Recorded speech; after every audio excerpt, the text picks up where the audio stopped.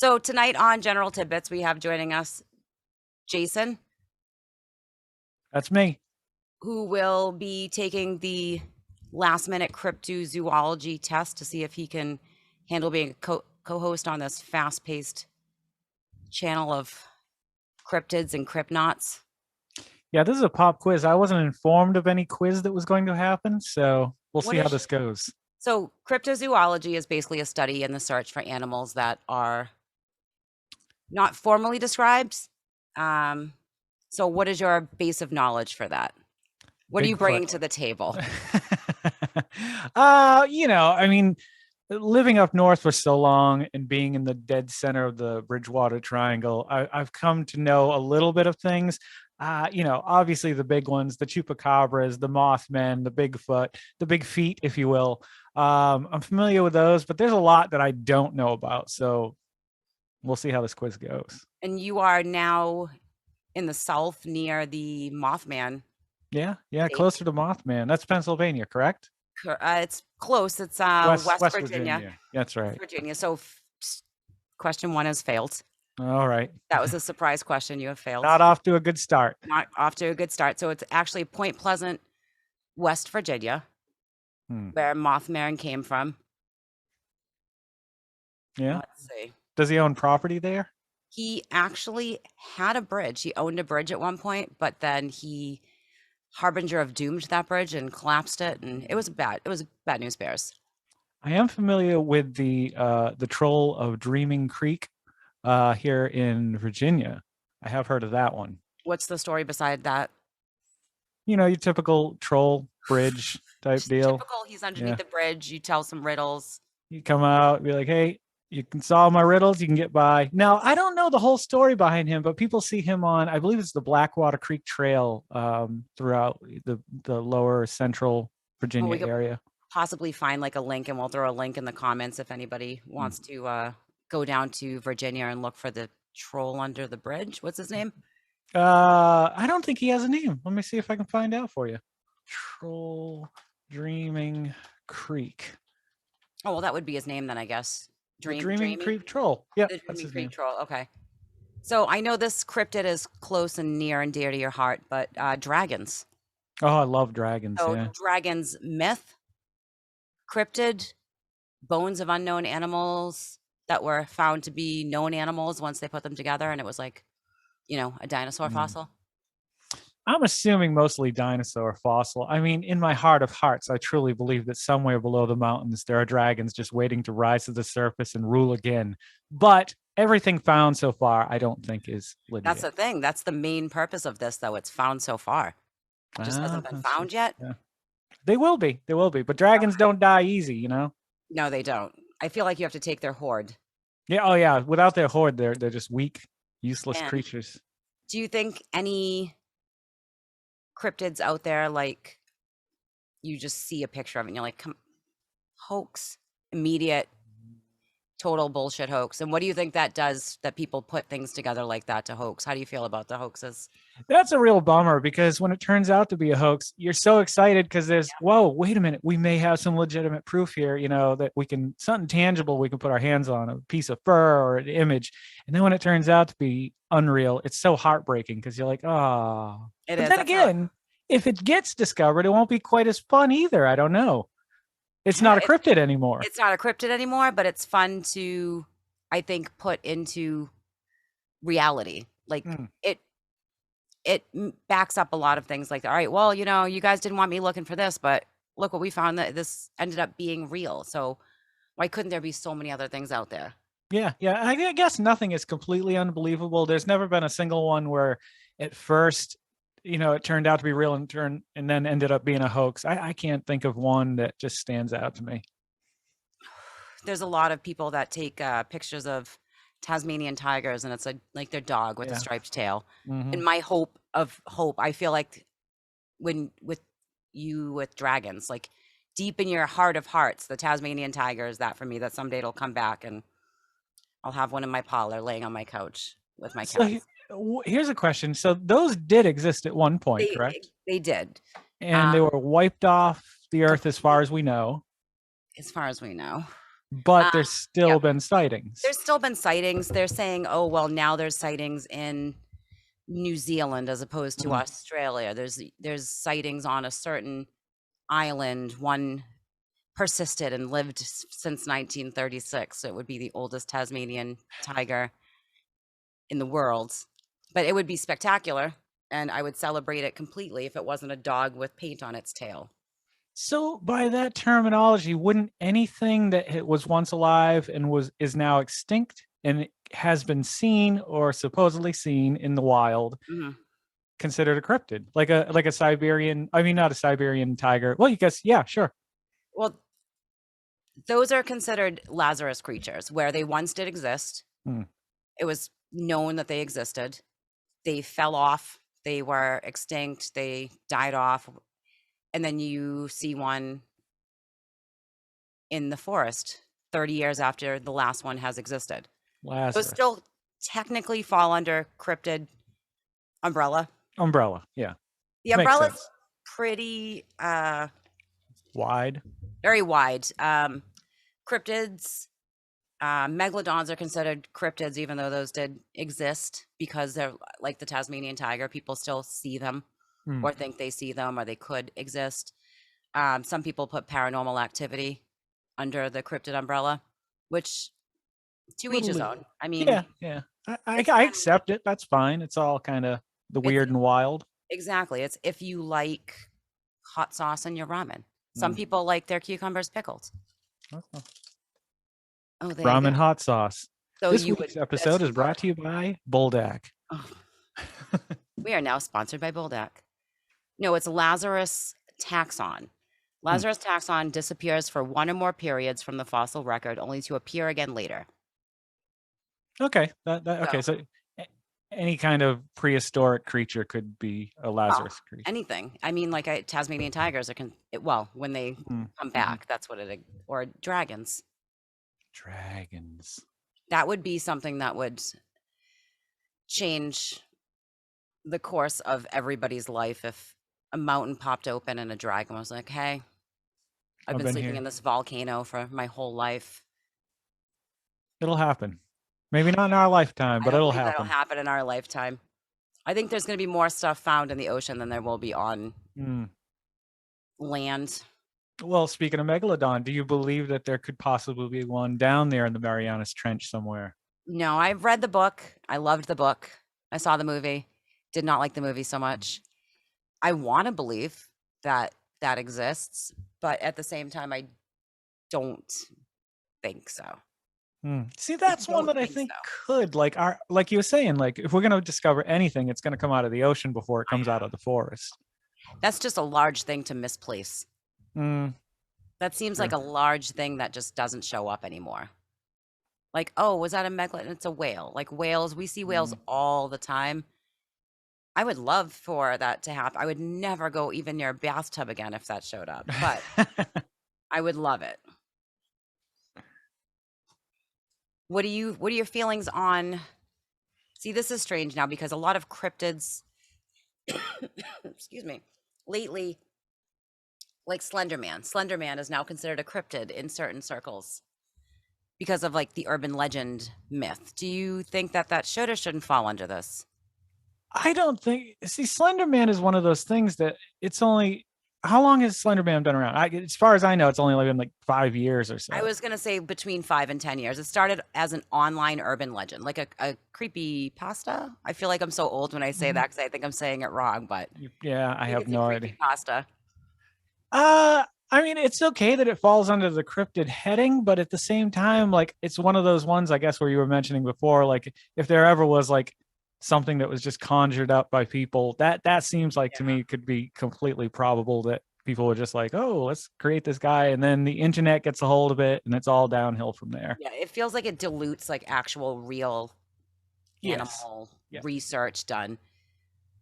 There are a lot of shows on now that are zoologists that actually are real trained zoologists that have branched off into like cryptid, like finding animals that are cryptids or finding animals that have been extinct or alive. That was a great show that was on, where he would go out and find animals that were considered cryptid because they hadn't been around in 20 to 30 years. But he actually had a degree behind it. So I feel like Slenderman and like the Grinning Man and everything that's thrown into cryptids kind of slaps this man in the face. That was the one with John Stamos, correct? Because if he wasn't in it, I didn't see it. No. I only watched stuff with John Stamos. Forrest Galante, actually. He went and looked for passenger pigeons and Tasmanian tigers. He actually found a snow leopard after 15, 20 years or something of it not being around. It was pretty crazy. So it gives me hope that maybe not a megalodon, but something will pop up eventually. The Loch Ness. The Loch Ness. He's going to pop up and ask for $3. Where's my $2? Let's see here. And these are some more questions. I'm going to go through your pop quiz. I feel like you're at like a D plus so far. A D plus. I would have given myself a C plus in cryptozoology. Some of these questions are for, cryptozoologists. So let's see here. Am I really here for the knowledge or this right here, though? It's probably neither. Both a D plus. So hold on. So, all right, here's a question I would ask somebody that knew what they were talking about. Let's see how you answer this. What do you believe, if you are familiar with the myth, is the beast of Gavudon? And don't look it up. Don't do anything. I just want off the top of your head. What do you believe the beast of Gavudon to be? And I definitely am saying that wrong because my French is rusty. Yes, it's Gavudon. Okay. Usually found in the Alps. Another creature that likes to dwell in caves. But here's the thing: is he's spotted more often than not because of the delicacies he likes to consume. So he'll sneak into towns, grab pastries and stuff off of windowsills. Also, where that story came from. So, how far off? I'm going to give you. Here's the thing: you're very far off. Besides, you saved it in the fourth quarter. I'm not a sports person. By saying the myth of pies. So hear me out because I'm going to die because you came so much closer than you thought you did. Completely wrong up until the pie myth. Because what in old cartoons, when they show the thing kind of wafting on the fumes to the pie, what usually is it? Oh, if you can name this, you will be a card carrying certified cryptozoologist in my eyes right now. Oh, damn. Well, I mean, there was a lot of cartoons where someone was drawn to. I think I want to say maybe it was a Bugs Bunny. It was a rabbit. I want you to say something else. You want me to say it was a dog or a cat? Cat, dog, wolf. It was a wolf, and it was a wolf, of course. Yeah, the wolf would be like. I visualize the wolf going "Awooga" and his eyes popping out. I don't see the pie thing. Somehow you pulled it out of your ass. People do believe that the beast of Gavudon is a wolf. It was a giant wolf that attacked numerous amounts of people, killed I think 3 maybe, in France. When they finally, somebody is blowing leaves outside, so we'll just ignore that. When they finally caught the wolf, it turned out to be an abnormally sized wolf. It was like a dire wolf, but the descriptions didn't match what they caught. I fall under the hyena belief that the beast of Gavudon is a rogue hyena. They're pretty small though, aren't they, compared to a wolf? They are, but the description that some people give, it doesn't sound anything like a wolf. No. But I'm going to print one out and send it because you just passed the quiz with somehow, I don't know how. I did it. I knew I could. Thank you. But yeah, the Beast of Gavudon is one of my favorite myths, legends, cryptids. I'll have to read up on that one because that sounds interesting. It is very interesting. Could it have been a werewolf? I don't think it could have been a werewolf. It could have been possibly, a lot of people say it was an escaped rogue lion there were a lot of noblemen that had menageries around that time. So they're thinking possibly a lion with no mane, or the way the tail was long with like a puff at the end, which does not, it's not wolf-like. The way it stood wasn't wolf-like, but they did catch a wolf and blame a wolf. All right. So they Wolves always take the blame. They do. They put pies out in the windowsill. They caught a wolf. Beast of Gavudon. Awooga! You know. Cannot believe you got that. Yeah. I'm gonna have to throw something harder. Hold on a second. Oh boy. Let's see. Bullshitted my way. Yeah, you bullshitted your way through that. Yeah. So you read the Meg. Did you read the Lock? Yeah, I believe I did. That was the one. They end up in a cave at the end somewhere, don't they? Correct. And it was a giant eel theory, where he found giant eels that had been bred for so long, they had gotten huge, and that was basically about what the Loch Ness was in that particular book. The question, do you buy that? No, I don't buy that. I mean, all the imagery that's come out of what we've seen does not look like an eel. It looks like to me, it's always looked like a brontosaurus, like the top of a brontosaurus head. And, or what are those ones, the dinosaurs that had they were aquatic. They had the head of like a brontosaurus. Like a plesiosaur? Yes. Yeah. Yeah. That's the best of my knowledge. If I had to compare it to something. And hasn't there been a brontosaurus seen in the South American jungles before? The Mobique Mbembe? Yes. Yeah. Yes. I don't know if brontosaurus is the word you're going for. No, it seems right, but it doesn't sound right. But I think you're right.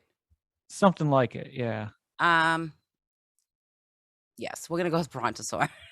Yeah, so I'd say it's some kind of off-breed of that plesiosaur or a aquatic brontosaurus. You don't think it's something real now that has been misidentified for 300 years? Yeah, no, I think no. Okay. Yeah.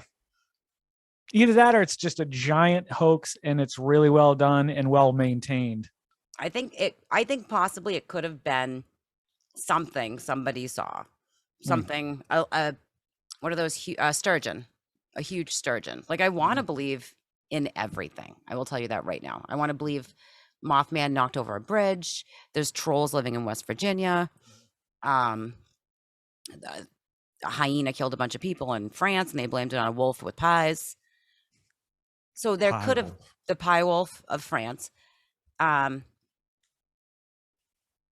can't see something going for as long as something did for however many years without it being a known thing that's like breeding in the loch right now. Yeah, that's true, because they can't just be one unless it can produce on its own. So there would have to be families of them.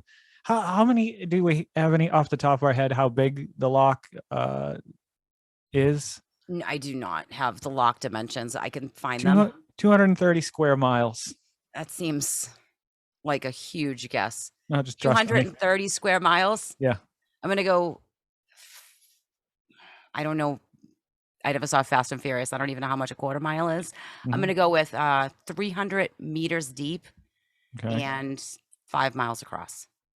That's probably more believable. Let me look it up. Hold on. We'll do it live right now. We will look up. What did you say again? The Loch Ness. No, I know what I'm looking up. How many square acres, miles, footage, I guess? All right, hold on. What did I say? What did you say? 230 square miles. Okay.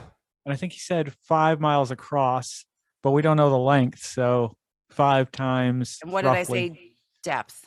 300 meters, correct? No, feet. I said feet. 300 feet. It's 800 feet deep. Oh, that's a lot deeper. And it holds 263 billion cubic feet of water. Oh, that's 230 square miles. 230 definitely. square miles. I'm not doing the math on that. Yeah, I mean, 800 feet deep. It's pretty deep to hold something.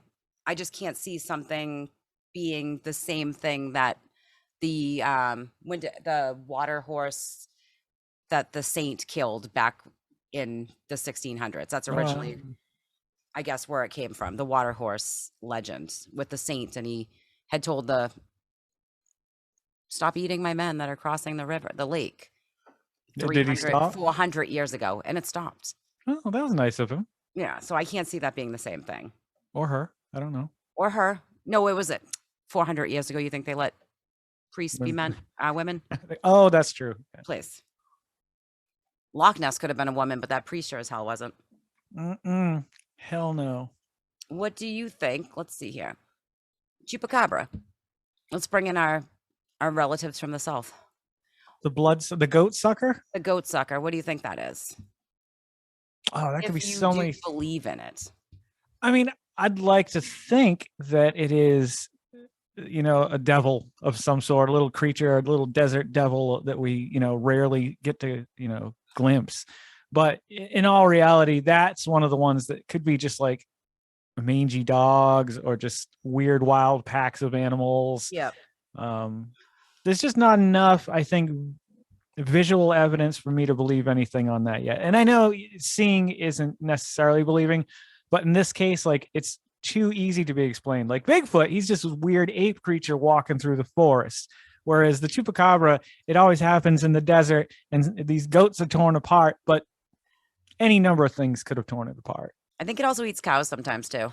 Oh, and really? I believe once or twice a baby. It's branching out. Yeah, it's branching out. It's getting a bigger following, so it needs to kind of do more thing on its Instagram page. That seems like one that could be proved one way or the other, though. The like chupacabra. Yeah. It's kind of rough to. I think it happens a lot in South America. Is it? I believe chupacabra is more of a southern, and by deep south, I don't mean where you are. I mean deeper south than that. Yeah, he probably is just I don't know what he is. Yeah. There's enough things that's the thing. There's enough things in the forest that can and will kill livestock and animals. Mm-hmm. I think maybe like stories were like, oh, it's the blah, blah, blah, don't go into the woods. And then it was like, it's going to kill you. It's the goat. It's going to suck your blood. And who wants to spend time out in the jungle with a camera where you're getting sweated, you're sweating, you got bugs all over you? A lot of people do, but they just unfortunately haven't gotten a chupacabra yet. What are your thoughts on growler bears being mistaken for Yetis and Bigfoots? And a growler bear, I'll explain it to you before you think it has something to do with Dave Grohl. That's what I thought. I believe it's a polar bear and a grizzly bear offspring. Since the weather is changing, they're moving closer together. They're making growler babies, and those babies aren't like what is normally seen. So people see one and they're like standing up and like, holy shit, it's a Yeti. I got to see a picture of a growler bear. Look at a growler bear. They're pretty creepy looking. And like I said, I want to believe everything exists besides aliens. I believe in everything. Are they also called pizzies? Pizzles. Pizzly. It's either, I guess it depends on what the mother is. Yeah, like this brown one here looks like it's got a lot of skin. Yeah, there's hair. A pizzle is a polar bear mother, maybe, and a growler is a grizzly bear mother. I haven't done the DNA like the liger and the liger tie on. I guess that's I could see looking at a picture of one of those thinking where someone might think, but it still is a little bit different than the ape shape of a Yeti or but the common folk. A lot of the hair samples, there was a special on probably 10 years ago at this point on TV. I can't think of the Smithsonian. The television. Yeah. The television on the TV channels. That there was a very famous mountain climber, and he had gathered hair from a Yeti. Mm-hmm. They did some research into it, and it turned out, unfortunately, to be a growler bear. And that's when this started becoming a bigger and bigger thing, that growler bears do exist. Unfortunately, and some of the Bigfoot sightings might have been, unfortunately, a growler bear. But we still have all the rest of them. We still have what's left. Yeah. And I mean, there's still a lot of places where, Bigfoot's popping up. So without a doubt. Further and further. Grassy Knoll, book depositories, 7-Eleven. He is everywhere. There are a lot of towns now that offer, like, come to our town and look for our cryptid, and they offer like a monetary reward. I don't know if that's helping or hurting. It helps their industry, obviously. Tourism goes through the roof when they have that's the thing. Tourism goes through the roof when you have a cryptid. Yeah, yeah, definitely. States will advertise that now, and Exactly. I would have to say it does a little bit of each, because you get a lot more eyes on something that wouldn't have been there, but then you get a lot of, you know how it is. You're out in the woods with your friends, and one little thing leads to another, and before you know it, like there's vampires all around you. You're sure of it. Well, look at what So happened in Jaws. There was a yeah, big shark sighting in Jaws, and all of a sudden everybody's down at the dock with dynamite. right, exactly. And so I don't know. I don't know if it hurts or helps more, but I think a little bit of each, definitely. Yeah, unfortunately, I feel like it helps, like, all the sea serpent areas and the New England towns. They all have sea serpents. They put their little Twist on it. statue up, and everybody goes to their town, spends their money, this and that. And at the same time, it just makes it, I don't know, it's a little too gimmicky, unfortunately. I guess so. Yeah, yeah. I mean, they're trying to make money off of just a local legend, really, and yeah, Without a doubt. I mean, Brockton's cryptid is Marvin Hagler. There's Rocky Marciano. We have statues of both, and that brought money into the town. They have people coming here to Lynchburg to look for me. They've seen sightings of me here. It's pretty awesome. I can't wait for the statue to go up. Soon enough. What do you think? Let's see. Here's another question for you. What do you think the next cryptid to be discovered will be? So not any Bigfoot. Oh, actually discovered. Like here Actually, it is. We got it. We have it in a cage in the back of our truck. We found it. Besides a Bigfoot. That's just so.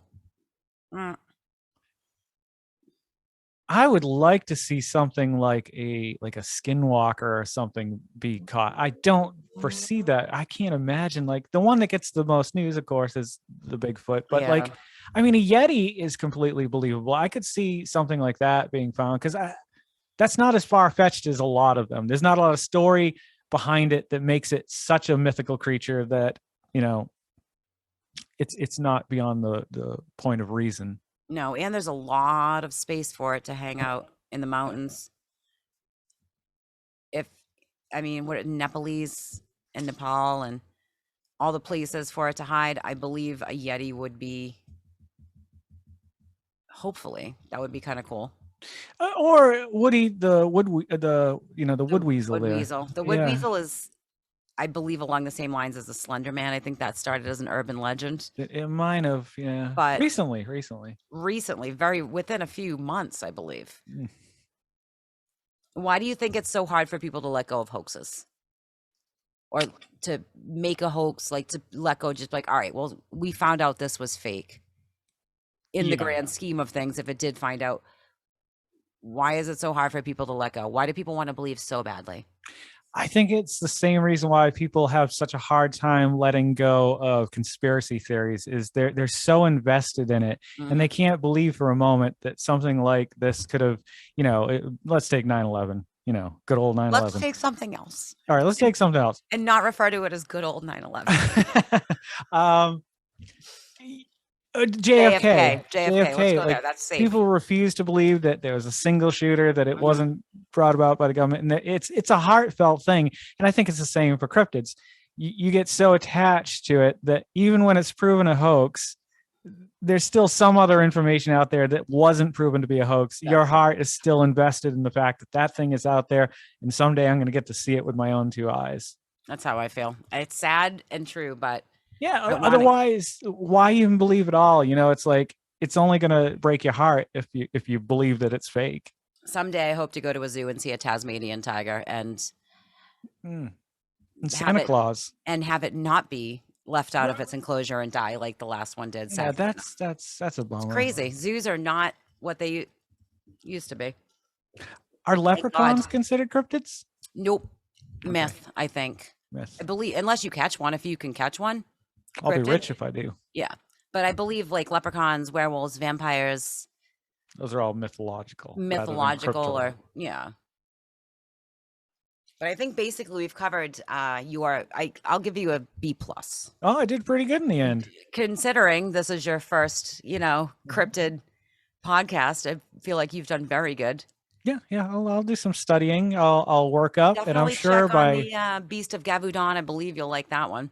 Yeah, I'll look into that one, and by next week I will be all caught up on all of them. Oh, So you'll be all set. You'll be an yeah, actual cryptozoologist. You get a yeah. card.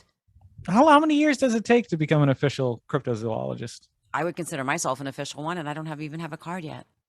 Is there a school or There is somewhere? unfortunately not. Usually, most cryptozoologists start in zoology, biology, because you do need a base. If you are going to go look for a creature in the woods or the wild or wherever you're looking, you do need to know what it is and what it isn't. Mm. So there are studies that you can undertake to help you find, like if I had found poop in the woods, I wouldn't know what kind of poop it was if I hadn't had any sort of zoology or biology backgrounds. Right, right. And that's a lot of years of schooling, so I guess I'm out. No, you can just, well, you just don't have an actual degree in biology. You can be a cryptozoologist if you'd like. All right. You I just am can't figure out what poop and hair is under a microscope. Geycen Oliveira, cryptozoologist. How can I help you? It's kind of like Indiana Jones without any degrees. Oh, do I get a cool hat? I guess we'll see next week if you show up in a hat. I don't look good in a hat. Everybody looks good in an Indiana Jones hat. I guess so. Is there anything you want to add to the cryptozoology world? Well, I would just like to thank you for this opportunity and amazing endeavor that we can discover all about the cryptids here in our areas and all around the world together. And it'll be fun sharing it with those who want to learn about it. I'm excited. I'm excited. Very excited. I hear coming up, we do have director and producer of a new movie coming out. What's the name of that movie? I believe it's called Cryptid. Oh. Later on in the season, we'll be talking to some friends about the Bridgewater Triangle. We've all grown up in the area, so we all know a little bit about those stories. Near and dear. And then we'll see where the cryptid road takes us. You never know. You do. That's the thing about cryptids. You never know.